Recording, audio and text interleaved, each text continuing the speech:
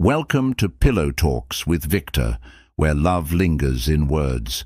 Tonight's story is about timing, how sometimes the right people meet at the wrong time. This is We Fell in Love at the Wrong Time. The first time they met, it wasn't love. It was something quieter, like a spark beneath rain-soaked wood.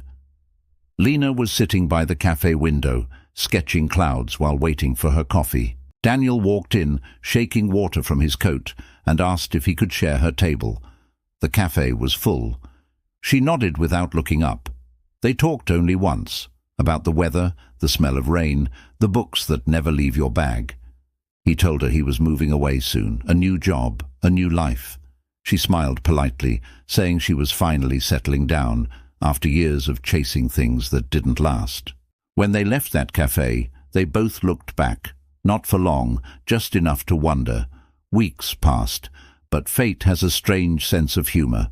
They met again at a mutual friend's wedding, both surprised, both pretending not to be. He looked lighter, freer.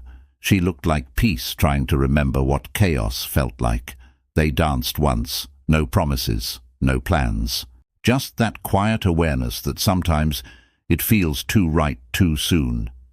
Then came the messages. Small, consistent, safe. Photos of sunsets, late-night songs, inside jokes about the worst coffee in town. They spoke in timing, not words. In pauses, not plans. And before they realized, the distance between two cities felt shorter than the silence they feared would come if they stopped talking. But the truth is, both were halfway between who they were and who they were becoming. Daniel was healing from something he never named, the kind of heartbreak that teaches you patience but robs you of courage. Lena was finally learning to choose herself, and she was terrified that choosing him would mean forgetting how.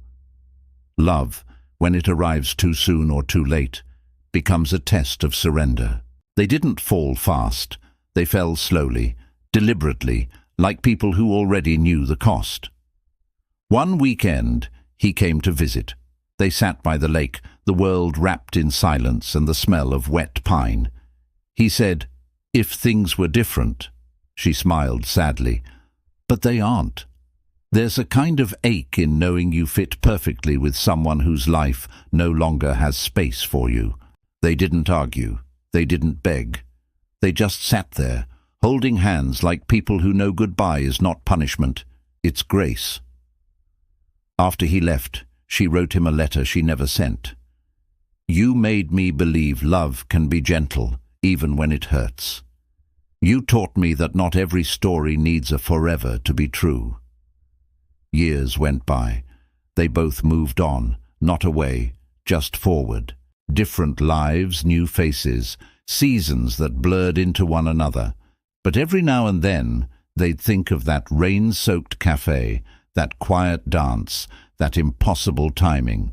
And they'd smile, not with regret, but with gratitude, because sometimes love isn't meant to stay. It's meant to arrive, teach, soften, and leave you better than before. And somewhere in the space between almost and never, between too early and too late, they both learned that timing doesn't make love real. What makes it real is remembering how it felt, long after it was gone. If you've ever loved someone who was perfect for you, just not for now, then you'll understand this story. Because not every love is meant to last. Some are meant to grow you, heal you, and remind you that even wrong timing can bring the right lesson. This was We Fell in Love at the Wrong Time.